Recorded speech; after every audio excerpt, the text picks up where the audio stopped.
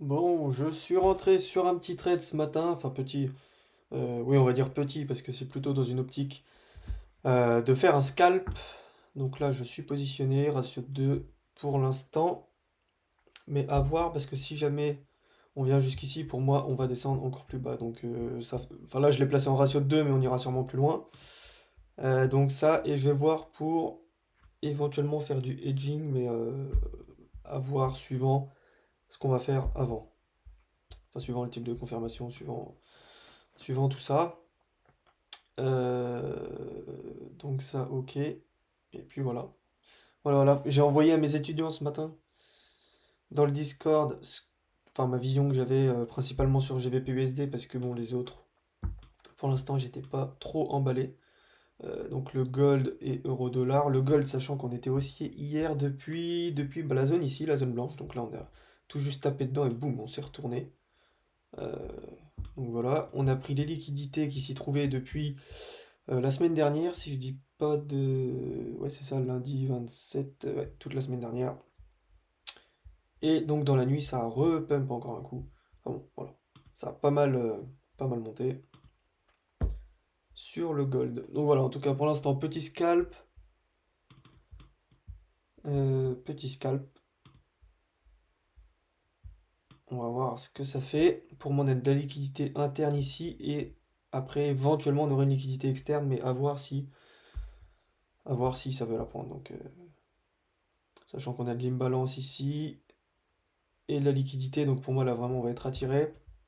Là on vient justement de taper une imbalance, il y a éventuellement un OB au-dessus, à voir si ça veut le prendre ou pas.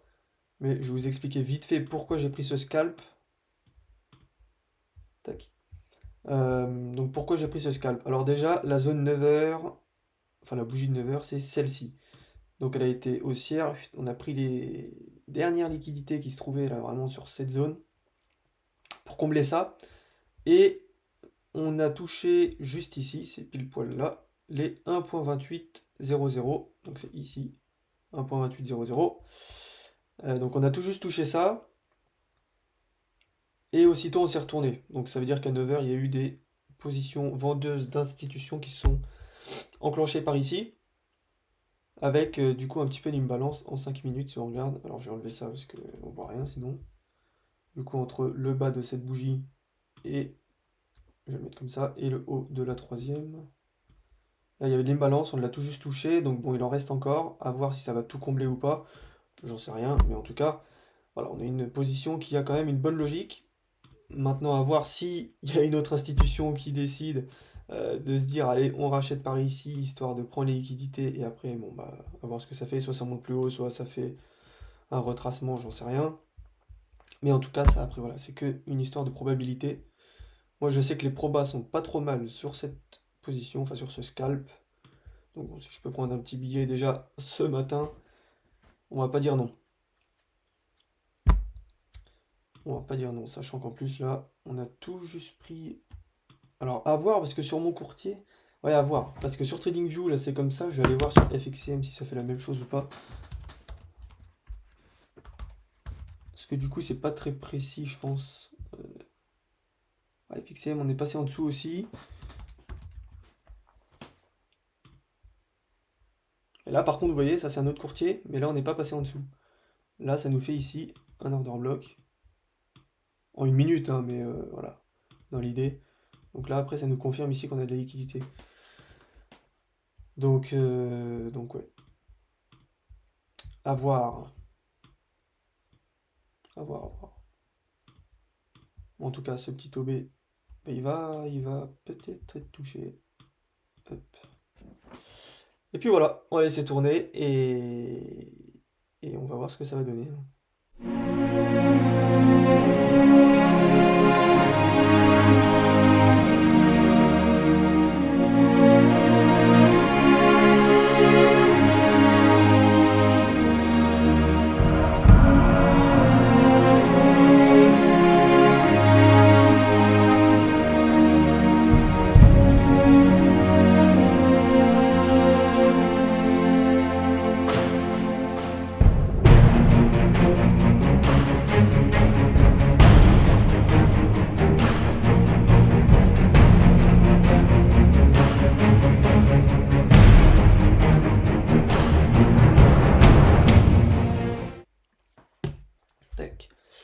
Là, l'objectif ici, enfin l'objectif, on n'a pas grand-chose à faire, mais ce que j'attends, c'est qu'on prenne cette liquidité qu'on a là, que je vous ai mise là, par le bas. Donc là, bon, on hésite un peu, c'est normal. Et une fois que ça va le casser, soit ça va aller très vite et genre ça va vraiment faire une accélération, soit on va taper dedans et on va se retourner pour aller faire BE. Donc il n'y aura pas d'entre-deux, c'est pas genre ça va hésiter, je sais pas quoi. Enfin, si ça hésite, c'est peut-être parce que voilà, ça va remonter. Mais en tout cas, euh, ici, si on doit aller traverser, ça va traverser, mais ça va vite traverser, ça va faire une grosse accélération. Donc là, on vient de prendre la liquidité. Moi, je me suis mis à break-even. Donc là, c'est good, c'est bon. Voilà. Et puis, bon, bah, moi, mon travail, il est fait. Maintenant, j'ai plus qu'à patienter. Donc, effectivement, je vous en ai pas reparlé tout à l'heure, mais l'order block, il a bien été touché. Donc, on a juste été le prendre et boum. On s'est retourné. Donc, ça me reconfirme euh, avec, on va dire, une confirmation supplémentaire que, du coup, alors, hop, que du coup, on est bien dans un mouvement qui veut aller à la baisse.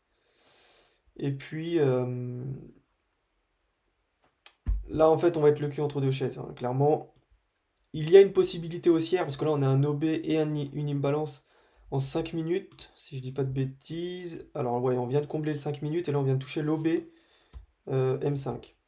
Donc, moi, ici, clairement, la possibilité que j'aurai, c'est de prendre un achat, et vu que j'ai déjà une position en break-even, soit ça monte, le premier fait BE, puis l'autre, il est en profit, soit lui, il est en profit, et ensuite je fais stop loss sur la deuxième position, mais l'autre il est quand même en profit, donc ça, voilà, dans tous les cas en fait je peux être gagnant. Mais je vais pas le faire parce que pour moi ici on est,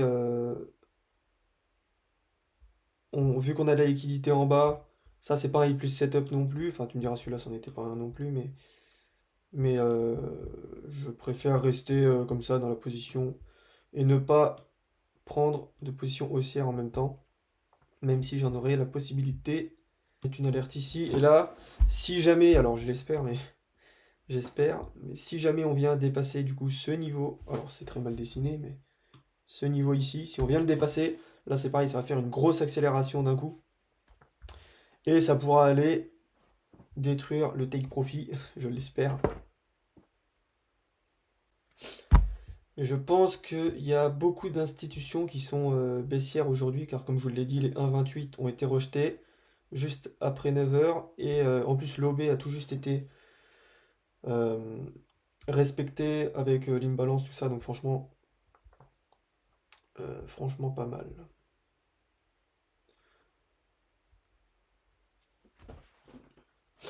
Là pour l'instant on a une réaction à l'order block, alors ça fallait s'y attendre, une réaction c'est tout à fait normal. On sait qu'ici il y a des personnes qui rentrent à la hausse, peut-être même des institutions, j'en sais rien. Maintenant ce qu'il faut voir c'est est-ce qu'il y en aura plus à la hausse que les positions baissières ici. C'est vraiment ça qui va faire le résultat final. S'il y a plus d'acheteurs ici, forcément ça va remonter. Mais s'il y en a moins ici qu'il y a eu de vendeurs là, alors là on continuera la baisse. Mais là c'est tout à fait normal qu'il y ait une réaction pour l'instant.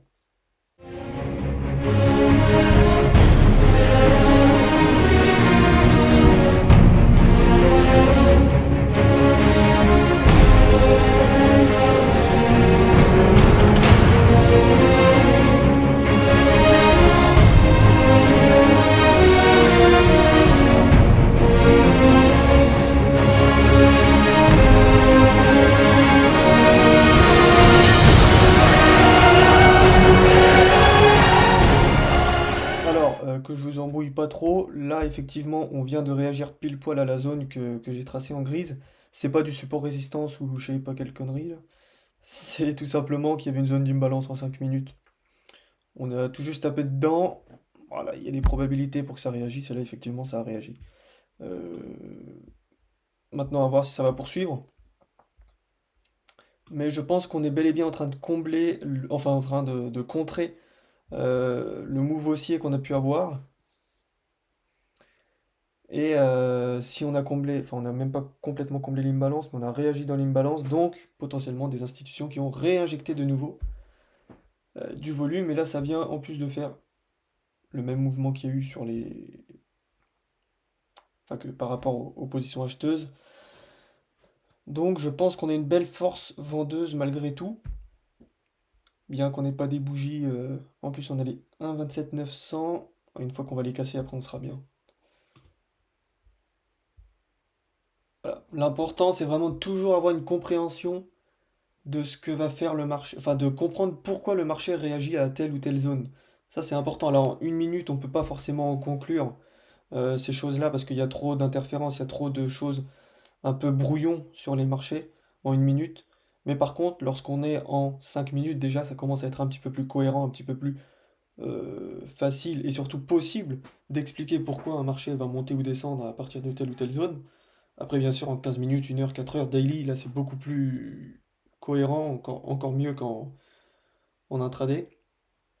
Mais en une minute, c'est pas forcément possible. Enfin, oui et non, il faut vraiment avoir à la limite de l'expérience. Mais franchement, si ça fait moins de 3 4 ans que vous faites du trading, moi je vous déconseille de faire du 1 minute. 5 minutes, ça peut le faire, mais le 1 minute, franchement, c'est dangereux. C'est dangereux, à moins que vraiment vous ayez un mentor qui vous dise quoi faire, mais même là, c'est quand même un peu complexe. Mais bon, en tout cas, vous voyez ici, en plus, là, ce qui est bien, c'est qu'on vient de refaire un equal low. Bon, c'est du 1 minute, donc encore une fois, ça a beaucoup moins de poids que si ce serait en 5. Mais en 5, je pense qu'on peut venir taper cette zone, les 1,27 900. On peut venir les taper. Et une fois que ça va le faire, eh ben, on sera bien. On sera vraiment bien.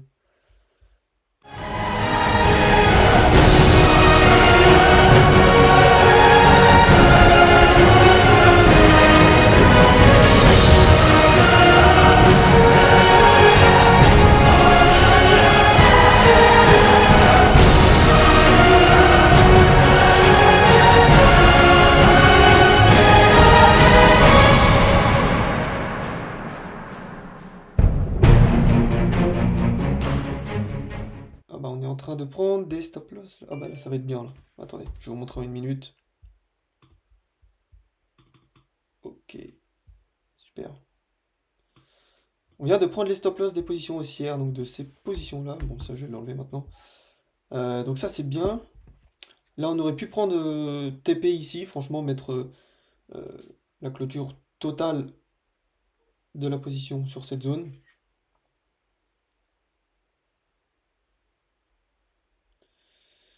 Mais, mais, on peut encore aller plus bas, comme je le disais. Alors, je vais regarder du coup vite fait en 1 heure ce qu'on a. Ça, c'est ce que j'avais effectivement analysé ce matin. Et là, on nous fait une magnifique bougie en 1 heure, magnifique bougie baissière.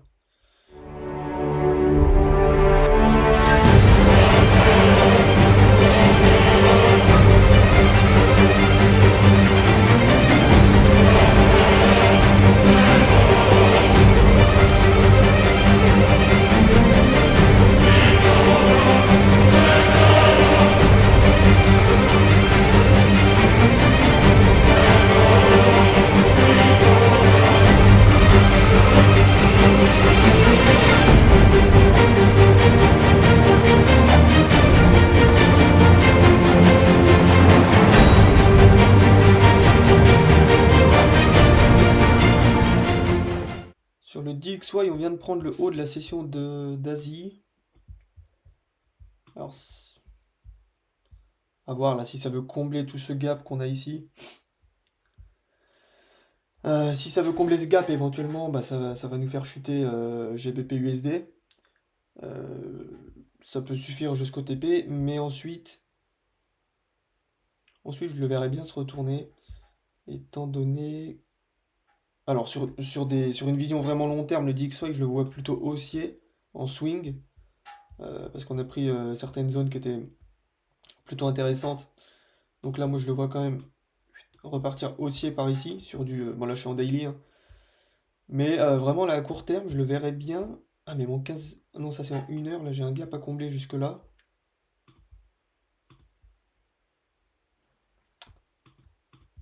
Ok.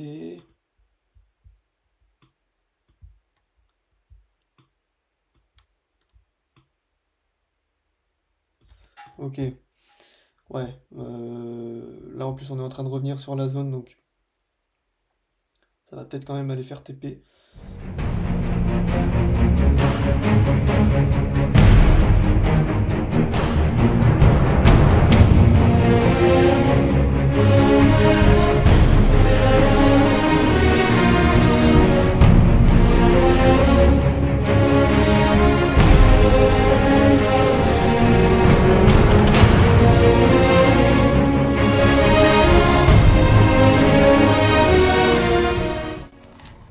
Allez, on va assister au take profit en direct.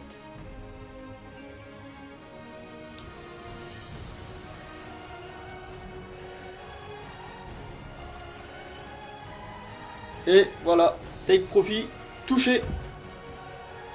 Bon bah voilà, petit scalp qui est passé, enfin petit, qui a quand même duré pas loin d'une heure. Et je suis quand même sorti finalement. Ça aura mis le temps qu'il fallait, mais bon.